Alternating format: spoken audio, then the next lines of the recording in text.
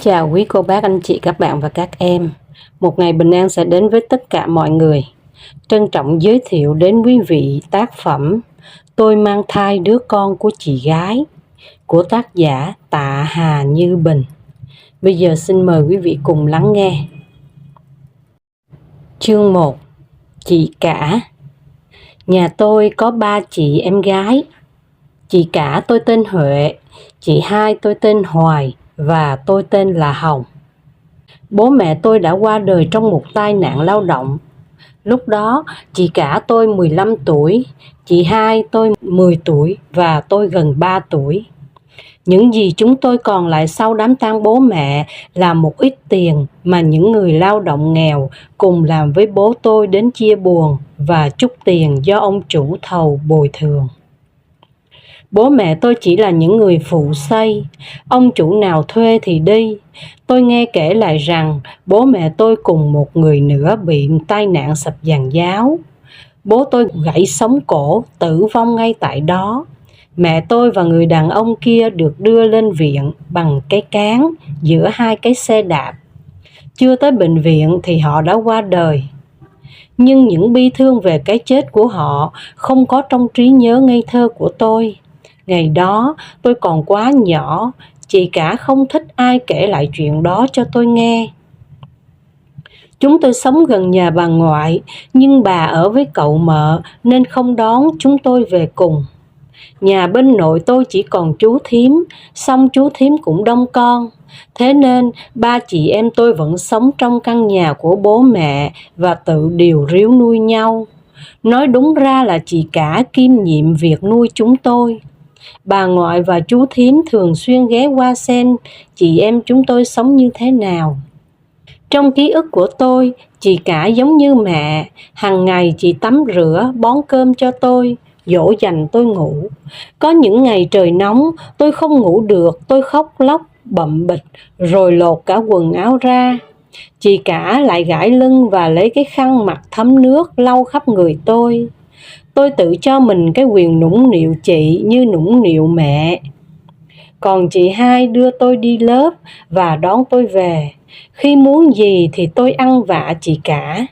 Nhìn đám trẻ nít cùng tuổi đòi quà bố mẹ, tôi cũng đòi chị cả. Có lẽ ngày ấy, trong suy nghĩ của tôi, chị chính là mẹ. Chỉ có điều bọn trẻ kia gọi bằng danh xưng mẹ, còn tôi đặc biệt hơn gọi là chị. Lúc 4-5 tuổi, tôi không biết rằng chị em tôi rất nghèo, nghèo hơn tất cả những gia đình khác. Tôi vẫn thường thấy mình có quần áo mới, có cơm ăn với thịt. Quần áo của tôi thường may ở nhà cô nụ hàng xóm. Thỉnh thoảng thấy lâu lâu không có quần áo mới, tôi lại lăn ra sân ăn vạ, không chịu ăn cơm. Chị cả lại bế tôi sang nhà cô nụ rồi bảo: "Cô may quần áo cho em cháu chưa?" Sau này lớn hơn tôi mới biết quần áo của tôi là những miếng vải thừa cô nụ may cho vì thương chị em tôi. Đôi khi là vì cô trả công cho những buổi tối rảnh, chị cả thường sang cắt chỉ giúp cô. Đến khi đi học thì tôi lại thường có quần áo mới, vì mỗi lần đạt thành tích gì, nhà trường lại tặng vải, rồi cô nụ sẽ may không công cho tôi. Cơm có thịt là bởi vì chị hai hay mua thịt ế của chú Thọ đồ tể, lúc chợ đã vãn, giá rất rẻ. Chị thái thịt nhỏ rồi rim khô với đường, cho vào lọ. Chị em tôi ăn mấy ngày liền.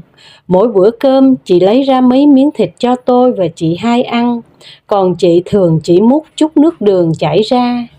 Ở làng quê 30 năm về trước thì cơm có thịt là cả một chiến tích rồi. Tôi không hiểu vì sao chị cả không bao giờ nói với tôi rằng nhà mình nghèo lắm. Cho đến khi tôi lớn, về sau tôi hiểu đơn giản vì chị không muốn hằn vào tuổi thơ của tôi thêm bất cứ nỗi thê lương nào nữa. Chúng tôi lớn lên nhờ vào mấy sào ruộng Bắc Bộ.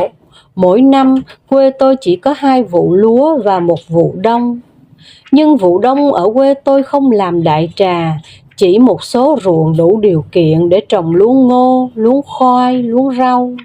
Ngoài vụ mùa ra, người thì làm rợ, người thì đan nón, nhưng kiếm thêm cũng chẳng là bao. Bởi thế, nhà nào không có đàn ông làm thuê bên ngoài thì nghèo túng lắm. Nhà tôi không có đàn ông, lại không còn bố mẹ, chị cả cũng chẳng biết làm rợ hay đan nón, vì thú thực chị không tỉ mỉ khéo léo được. Nhưng chị cả không chịu để chúng tôi nghèo theo quy luật ấy. Chị đi học cách người ta cày bừa để không phải thuê người cày. Cả cánh đồng mênh mông ấy, có độc chị tôi là con gái đi kéo cày.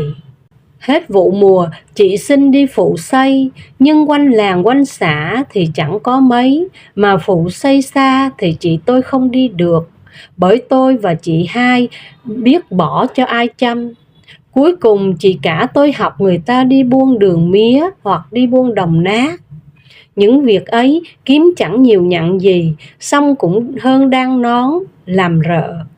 Rồi một ngày mùa đông mưa rét, nếu không buôn bán được gì thì hôm đó thay vì đi chợ mua thức ăn, chị sẽ dẫn tôi ra đồng bòn những ngọn rau sót lại trên các khoảnh ruộng bỏ không. Mùa đông rau muống cằn cỗi, chỉ nảy li ti ngọn nhỏ như tăm và ngắn bằng ngón tay cái. Chị lội chân trần xuống hái rất lâu mới được một nắm. May mắn thì chị có thể bắt thêm được con cá, con cua. Thế là chúng tôi có thức ăn mà chị không phải chi tiền ra chợ. Hái được nắm rau rồi cũng là lúc hai tay chị tê cống tím tái. Với tôi, những ký ức ấy cho đến bây giờ vẫn lạnh buốt và chẳng thể nào phai mờ được. Khi lên 10, tôi biết chị em tôi không nghèo nhất làng nữa, bởi chị cả của tôi rất biết cách tiết kiệm. Khoản tiền chị kiếm được cũng đủ chia thành tấm thành món và dư ra một ít để gửi tiết kiệm. Nhưng lúc ấy chị cả lại bảo với tôi rằng nhà mình nghèo lắm. Sau này tôi mới hiểu chị nói thế bởi tôi đã đi học rồi, đã biết chút ít rồi. Nghe vậy thì tôi sẽ chăm chỉ học hành hơn. Và quả thực, ở ngôi trường quê ấy, tôi luôn đạt thành tích nhất lớp nhất trường. Mỗi lần cô giáo gửi sổ liên lạc về, chị phê vào sổ cho tôi y như mẹ vậy. Có lần chị đi họp phụ huynh cho tôi, cô giáo nhầm tưởng chị là mẹ tôi. Đến lúc biết chị là chị cả và chúng tôi không còn bố mẹ, cô rất thương. Lúc ở lớp, cô thường nói với tôi rằng chị cả tôi rất giỏi, rất đáng được trân trọng. Từng lời cô khắc ghi vào tâm khảm tôi hình ảnh một chị cả đẹp lắm, yêu lắm, to lớn lắm. Khi tôi bước vào cấp 2, những buổi tối ở nhà tôi rất đông khách. Tôi học ở trong buồng nhưng toàn qua khe cửa dòm ra. Các bạn của chị cả tôi, trai, gái có cả. Nhưng tôi chỉ hay để ý người con trai về muộn nhất thôi, đó là bạn trai của chị.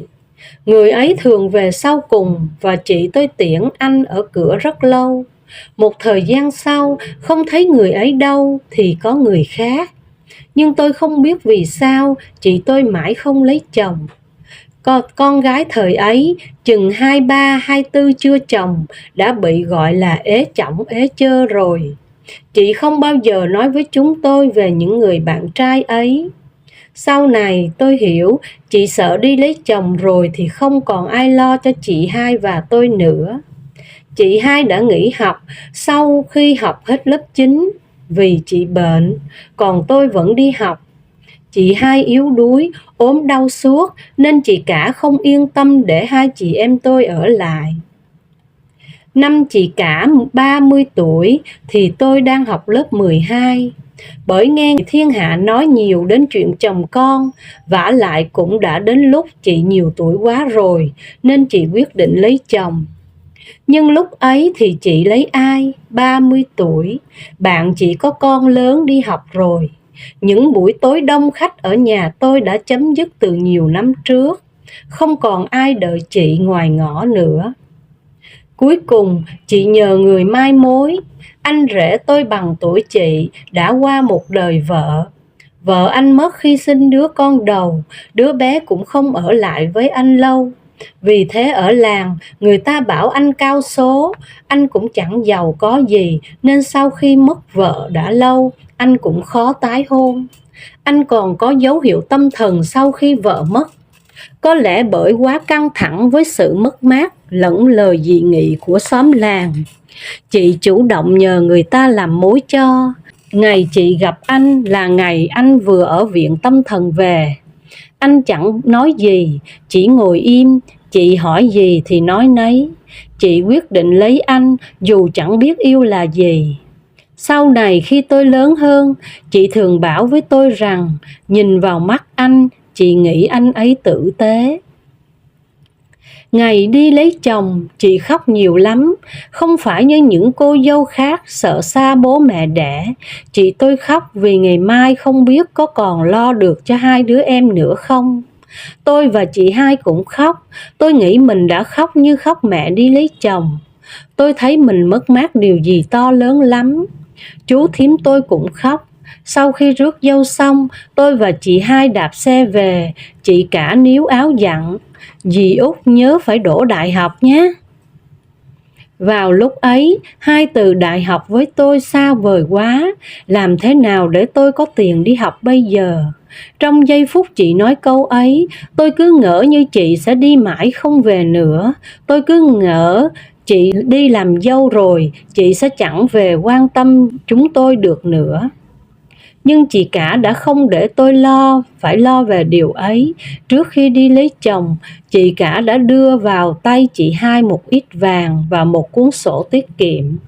Số tiền không nhiều nhưng có thể cho tôi học 1-2 năm đầu đại học. Chị cả dặn chị hai rất kỹ rằng số tiền đó phải để cho tôi đi học, nhất định tôi phải được đi học.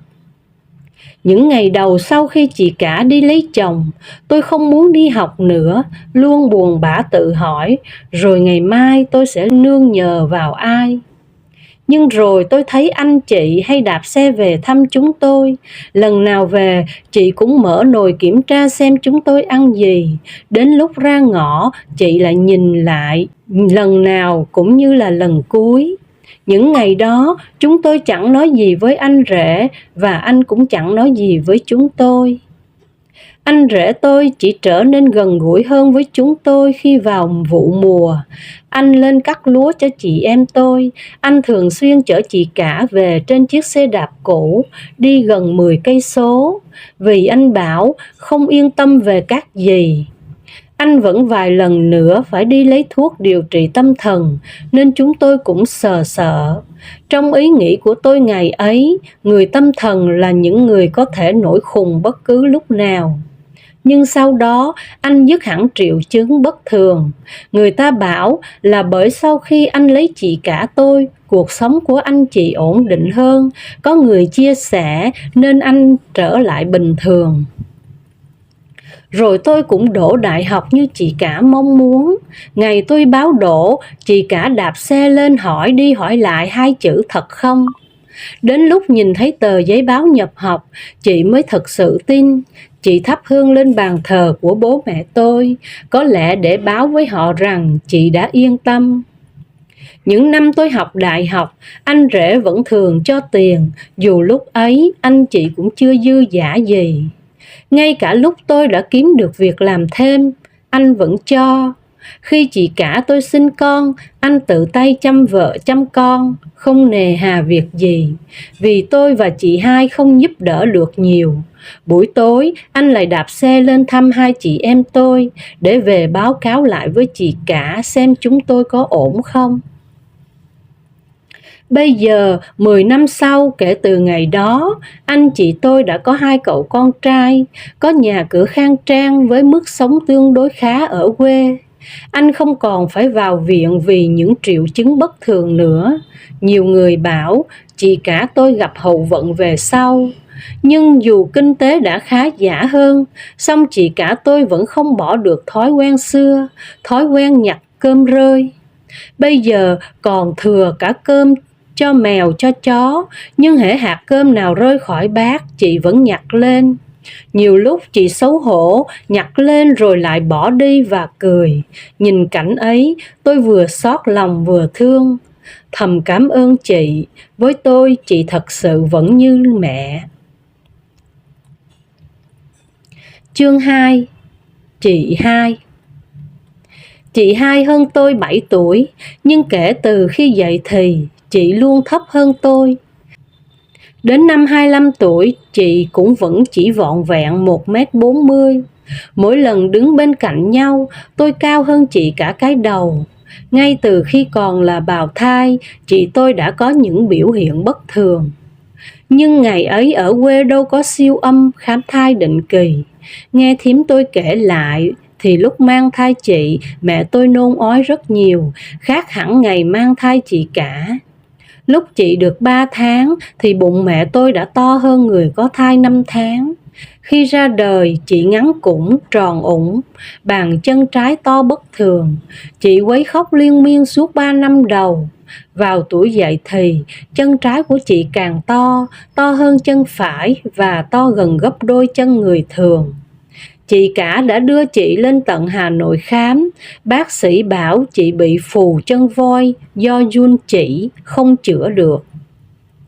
Đóng dấu trong đầu những người quen, chị hai của tôi là một cô gái tàn tật, có gương mặt béo phù, có chân trái sưng to, có dáng người lùn như cây nấm, thường xuyên ốm yếu. Cũng vì ốm yếu nên làm việc gì chị cũng chậm chạp. Cũng vì ốm yếu nên chị khó lòng học tập được. Cũng vì ốm yếu nên lúc chị đã ngoài 20, tôi đã vào lớp 10 mà chị cả tôi vẫn không yên tâm đi lấy chồng. Cũng vì ốm yếu tàn tật nên đến ngoài 20 tuổi chị tôi vẫn chưa từng yêu và chưa từng nghĩ sẽ lấy chồng. Chị có phần thu mình lại trong cái vỏ ốc riêng của mình. Bù lại, chị hai tôi lại được đôi tay khéo léo. Chị đang nón rất đẹp, bởi thế chị cả thường nhận phần làm việc ngoài đồng nhiều hơn, cho chị hai ở nhà đang nón. Ngày chị cả đi lấy chồng, tôi đã học cấp 3, đã biết làm ruộng. Nhưng tôi thật sự lo lắng, không có chị cả thì tôi và chị hai sẽ làm thế nào đây? Không ngờ chị hai bảo tôi, từ bây giờ chị sẽ cố gắng làm ruộng với em. Vâng, chị nói và chị làm thật. Sáng sớm 3 giờ chị đã ra đồng nhổ mạ đi cấy. Chị bảo người ta khỏe, người ta làm nhanh, còn mình yếu thì mình làm thêm giờ rồi cũng sẽ xong bằng họ. Vì chị thấp nên mỗi lần xuống ruộng sâu, bùn ngập đến bẹn, chị phải lết mãi mới đi được, trông rất khổ. Mỗi lần vào mùa phải cúi nhiều, mặt chị càng tròn, càng to, mí mắt sụp xuống. Có lần chị phải hiến mới nhìn thấy tôi. Cũng bởi thế nên anh rể thương chị em tôi thường lên làm giúp. Và cũng bởi thế tôi nhận ra sự tử tế của anh. Ngày xa nhà lên phố học đại học, tôi khóc. Bởi tôi nghĩ bảo chị hai đừng làm ruộng nữa cũng không được. Chị lấy gì cho tôi đi học? Nhưng để chị làm hết chỗ ruộng đó thì chị sẽ làm như thế nào? Mỗi ngày ngồi trên giảng đường, tôi chỉ mong sao mình học thật nhanh, học thật giỏi để có chút học bổng, để nhanh kiếm ra tiền, để đỡ gánh nặng cho chị. Lần nào tôi về nhà, chị cũng đưa tiền cho tôi. Ngay cả khi tôi chưa hết tiền, tôi bảo em vẫn còn thì chị vẫn cứ bảo đừng ăn uống tiết kiệm quá nhé. Khi tôi xin được việc làm thêm, tôi bảo chị cho thuê bớt ruộng đi. Nhưng chị bảo giờ chị làm nhanh lắm, mà đúng thế thật. Chị vẫn chỉ có 1m40, chân còn sưng to hơn trước, nhưng chị làm nhanh hơn khi ở cùng tôi và chị cả rất nhiều. Chị không còn đi làm sớm từ 3 giờ sáng nữa, cũng không về muộn vào lúc 8 giờ tối nữa, lại còn không có tôi, vậy mà vẫn xong bằng người ta. Chị bảo việc đến tay rồi sẽ làm được thôi, phải khỏe ra thôi. Tôi biết chị cố gắng và chị nói vậy chứ mỗi lần đi làm về, chân chị thêm nặng nề, mặt sưng phù lên thì biết chị khó chịu lắm. Cánh đồng quê mênh mông thường rất vắng lúc trưa nắng, nhưng nhiều khi chị vẫn thường tranh thủ làm. Có lần tôi về nhà lúc giữa trưa thấy cổng khóa, Tôi đi tìm hết ruộng trên ruộng dưới mới thấy dáng chị nhỏ thó lấp ló giữa đám lúa cao. Chị xếp lúa vào đôi quang gánh rồi bước đi trên vên giữa bờ ruộng. Mặc dù đã đặt người thợ làm giúp đôi quang gánh ngắn hơn của những người thường, nhưng khi chị gánh lên thì đáy quang quệt vào nhiều đoạn nhấp nhô trên bờ ruộng. Chiếc nón rộng vành phủ kín cái cổ thấp ngắn của chị. Nhìn chị nghiêng nghiêng đôi quang gánh dưới cái nắng hè, tôi nghĩ chị đang gồng vai lên để gánh cuộc đời mình, gánh những đau thương chứ không phải gánh vụ mùa. Tôi chạy lên đưa vai ra đỡ thì chị bảo: "Em đi học lâu ngày không làm, chắc không quen đâu, lên bờ cây nghỉ đi, đợi chị chút xíu." "Sao chị làm cả trưa nắng làm gì, giữa cánh đồng vắng thế này?" "Ở đây nắng nhưng có gió, làm được tí chị lại lên ngồi dưới bóng phi lao thế này." Chị vừa nói vừa đưa tôi can nước: "Em uống đi, à chị mang cơm ra đây, chị em mình ăn nhé." Có người biết chị hay một mình ở cánh đồng trưa vắng, liền xin tà ý. Hắn thường lởn vởn ra đồng để trêu ghẹo chị, nghĩ là chị nhỏ thó sẽ chẳng chống cự được. Nhất là giữa cánh đồng nắng ban trưa, có la hét cũng không ai biết. Có người nghĩ chị lớn tuổi rồi, không có người yêu thương thì chắc cũng muốn chuyện đó để có đứa con. Nào ngờ đợi cho họ tiến tới gần, chị giơ đòn gánh chọc thẳng vào bộ hạ. Bây giờ thì chị có thể vô tư ở cánh đồng giữa trưa một mình mà không ai dám trêu chọc nữa. Mấy năm gần đây, khi những nhà máy may mặc giày da mọc lên trên những khu đất nông nghiệp của quê, chúng tôi khuyên chị nên đi làm công nhân, không làm ruộng nữa. Làm trong các nhà máy sẽ thường xuyên phải về muộn vì tăng ca, nhưng không còn phải dầm mình trong bùn đất, không phải phơi mình ngoài nắng mưa. Chị bảo dáng chị nhỏ con thế, chắc gì người ta nhận. Nhưng không ngờ công ty mới mở, họ tuyển cả những người chưa có tay nghề vào đào tạo, vì thế chị vẫn được nhận. Chị hai trở thành công nhân may, đi sớm về muộn nhưng không phải gồng gồng gánh, lội bùn đạp đất nữa. Chân và mặt chị vì thế cũng bớt sưng đi nhiều. Dáng người chị thon gọn hơn hẳn, những lúc chị mặc quần dài, không ai nghĩ cái chân trái của chị to bất thường nữa. Nhưng không ai dám nhắc đến chuyện lấy chồng của chị. Đóng đinh trong đầu mọi người xung quanh là chị tôi nên kiếm một đứa con để nương tựa lúc tuổi già, chứ không ai nghĩ chị lấy được chồng. Bản thân chị cũng nghĩ vậy. Chị sống cuộc đời mình thôi, không con cái làm chi cả. Nhiều lần tôi và chị cả vẫn nói rằng muốn chị có đứa con, nhưng chị hai gạt phắt đi. Chị bảo: "Thôi có con làm chi, mình sanh ra nó mà nuôi nó, chứ nghĩ chi nhờ nó, lỡ nó giống mình thì sao đây?" "Giống làm sao được, chị cứ tin em đi, bệnh này không có di truyền." "Không, con không cha, nó thiệt thòi lắm." Không muốn cứa thêm vào nỗi đau của chị, tôi và chị cả đã tản lờ không nhắc nữa. Chị em tôi cứ nghĩ sẽ cố gắng làm ăn, dành dụm ít tiền, phòng khi chị hai gặp lúc khó khăn thì có thể đỡ đần. Nhiều lúc xong xuôi công việc ở phố rồi, tôi chạy xe về thăm chị. 9 giờ tối mà cửa nhà đã khóa. Có lần tôi tưởng chị chỉ khép nên quờ tay vào kéo chốt. Nghe tiếng động, chị chạy ra: "Đừng có làm phiền nha." "Chị ơi, em về mà." "Ôi thế à? Nhưng sao chị lại nghĩ ai đến làm phiền?" Có mấy tay vớ vẩn, nghĩ chị ở nhà một mình không chồng không con, lại tàn tật nên đến trêu chọc ấy mà." Chị nói trong giọng rầu rầu. Cũng bởi những chuyện như thế, nhiều lúc tôi ước có được nhà trên phố để đưa chị đi, nhưng cái ước mơ của tôi chẳng bao giờ thực hiện được. Rồi cũng đến lúc tôi đi lấy chồng. Ngày cưới tôi khóc giống như chị cả.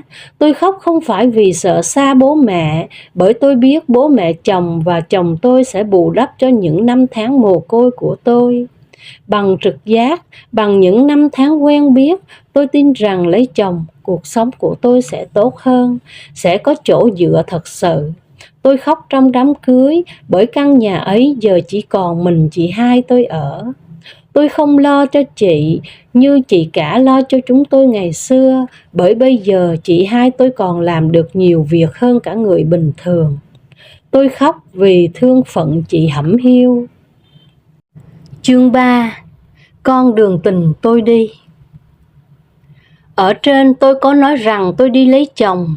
Tôi cưới người đàn ông mình yêu và yêu mình, chứ không như chị cả tôi, lấy vì linh cảm anh ấy tử tế. Nhưng để đi đến cái ngày đó, tôi cũng đã mất nhiều nước mắt và cả máu.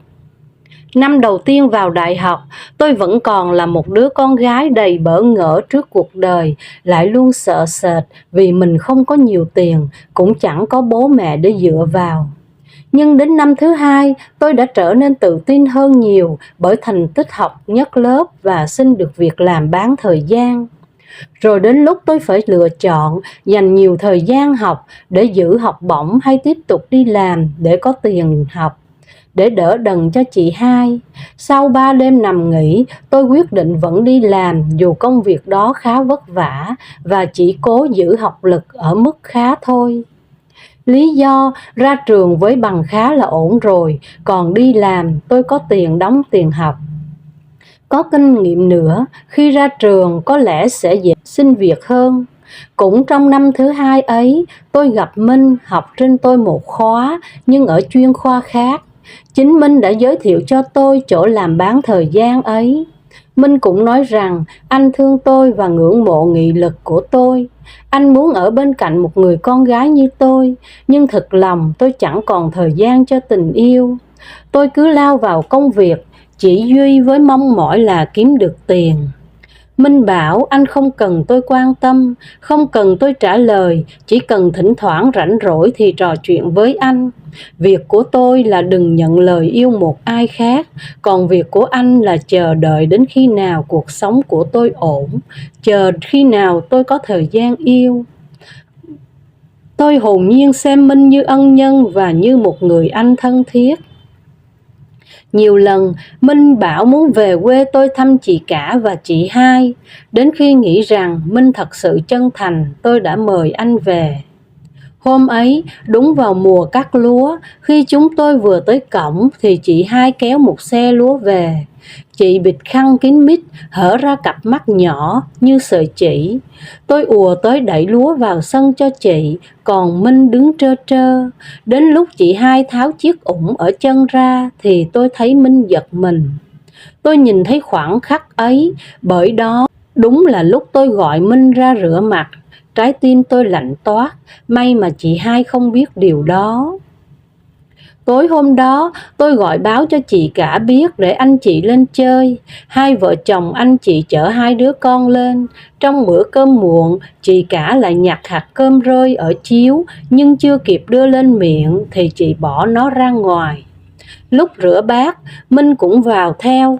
Tôi kể cho anh nghe chuyện ngày xưa chúng tôi nghèo thế nào, vì sao chị cả lại có phản xạ nhặt hạt cơm như thế.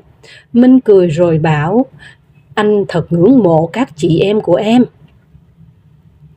Nhưng trở về thành phố sau lần đó, Minh bỗng xa tôi. Anh không nói lại chuyện anh chờ tôi, anh cũng chẳng mời tôi đi chơi lúc tôi rảnh. Tôi quá bận công việc và học hành, lại cũng không thực sự thích anh nên chẳng mấy bận tâm.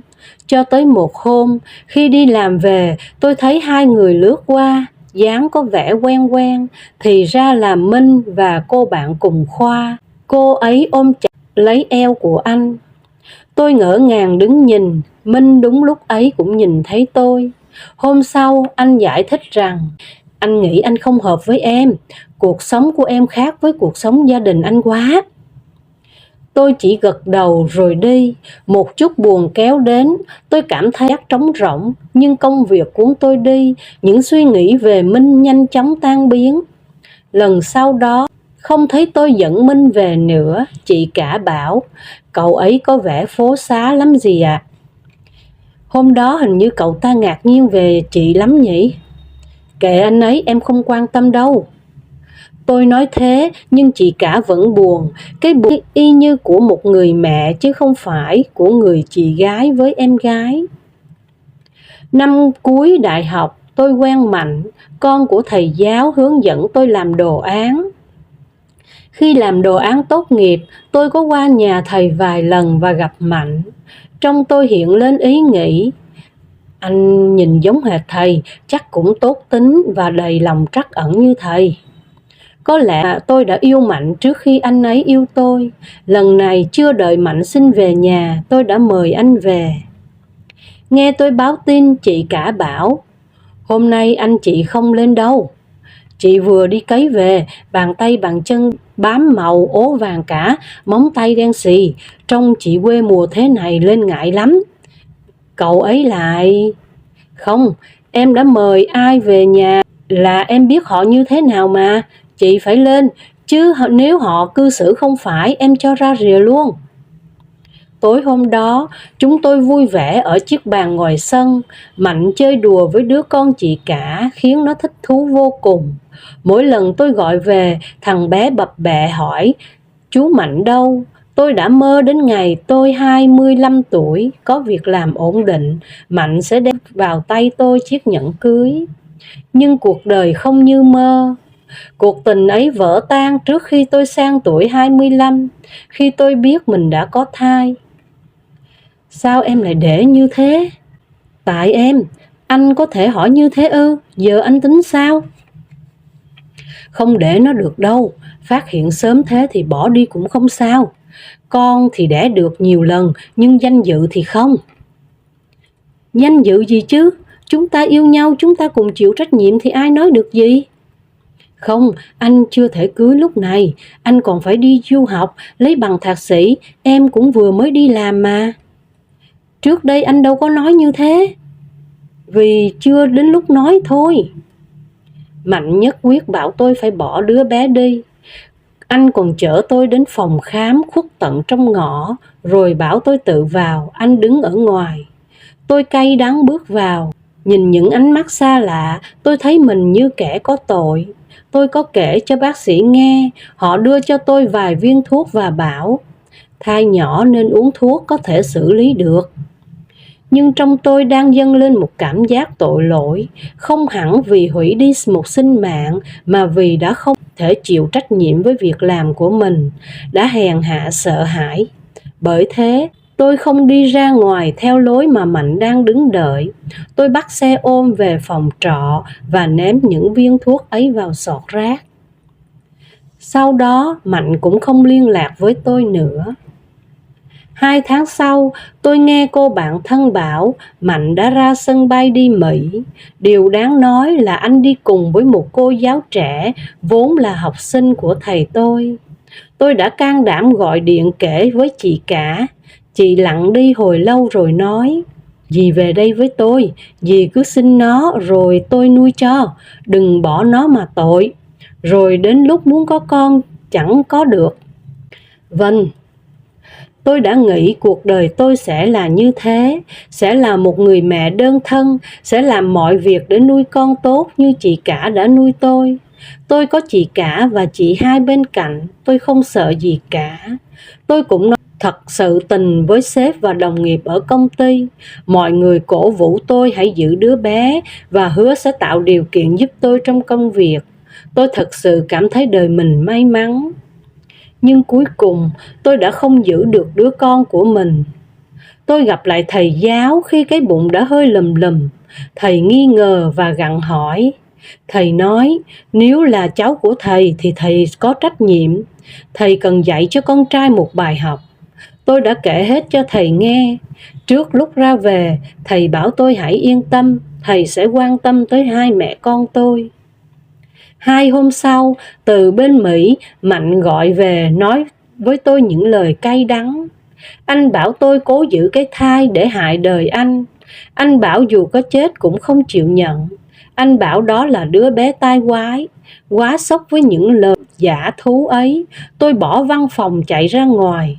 Cái trượt chân ở cầu thang khiến tôi bị ra máu nhiều. Đồng nghiệp đưa tôi đi cấp cứu, nhưng đứa bé thì không còn giữ được. Tôi khóc như chưa bao giờ thấy mình đau đớn như thế. Tôi từng nghĩ đứa bé bị Mạnh chối bỏ khiến cuộc đời tôi bỗng chốc có trở ngại. để rồi chính tôi nhận ra đứa bé sẽ tiếp cho tôi thêm sức mạnh. Nên khi mất con, tôi thật sự thấy đau đớn, thấy ân hận vì sự bất cẩn của mình. Tôi không về quê mà trở lại phòng trọ, tránh đi cái dị nghị của người làng. Chị cả không lên được vì lúc đó mới sinh đứa thứ hai. Chị hai xin nghỉ 2 ngày lên với tôi rồi lại về, bởi làm công nhân rất khó xin nghỉ lâu.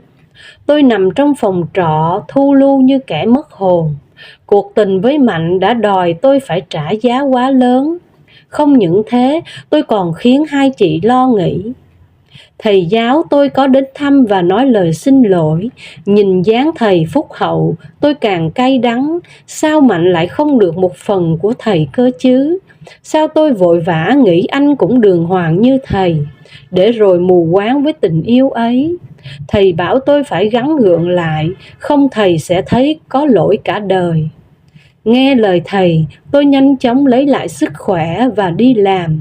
Nhưng lòng tôi đã sợ sệt hơn nhiều. Tôi trở nên cẩn thận và dè dặt hơn trước đàn ông. Cho đến 2 năm sau, tôi gặp chồng tôi bây giờ. Anh ấy là đối tác của công ty tôi.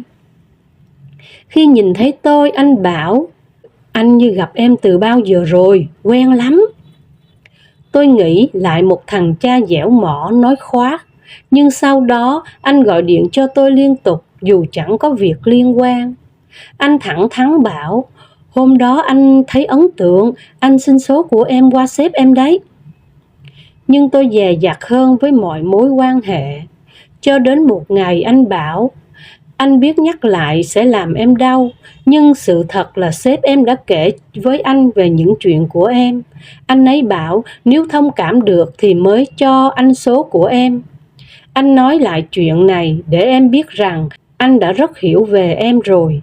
Đừng dè dặt với anh nữa. Anh thích em, thích cách em đối diện với chuyện ấy. Anh trân trọng điều đó. Nếu đứa bé đó còn, chắc chắn anh cũng sẽ yêu quý nó. Vì em nên nó mới đáng được yêu quý."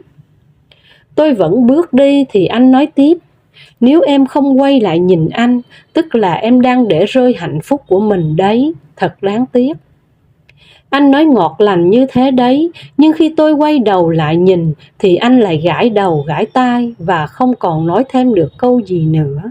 Tôi nghĩ như thế chắc chắn không phải là nói dóc. Vì đó là sự chân thành, tôi đã dẫn anh về nhà.